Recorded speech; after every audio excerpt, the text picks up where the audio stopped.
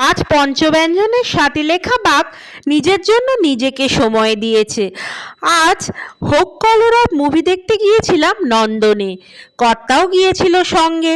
দুজনে মিলে চুটিয়ে সারাদিন কাটিয়েছি। শুধু নন্দন নয়, আর একটা বিশেষ কারণে গিয়েছিলাম।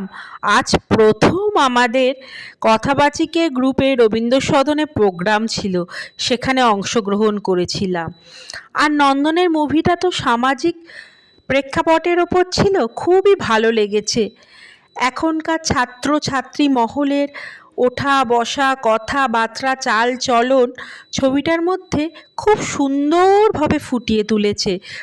যাদবপুর ইউনিভার্সিটির প্রথম বর্ষের ছাত্রের র্যাগিংয়ের শিকার হওয়া এবং সেখান থেকে আত্মহত্যা, এই প্রেক্ষাপটে ছিল সিনেমাটা। আর জানেন তো, শাশ্বতর অভিনয় আমার খুব খুব খুবই ভালো লাগে। ওর অভিনয় দেখতেই মূলত গিয়েছিলাম। খুব জমিয়ে দেখেছি মুভিটা। আপনারাও দেখবেন, সত্যি ভালো লাগবে। রবীন্দ্র সদনের মতো এত বড় মঞ্চে আমার প্রথম আবৃত্তি করা। তাই আমি বলবো, একদিন সমস্ত যোদ্ধা বিষণ্ণ হবার মন্ত্র শিখে যাবে। একদিন সমস্ত বৃদ্ধ দুঃখহীন বলতে পারবে, যাই। একদিন সমস্ত ধর্ম অর্থ পাবে ভিন্ন রকমের।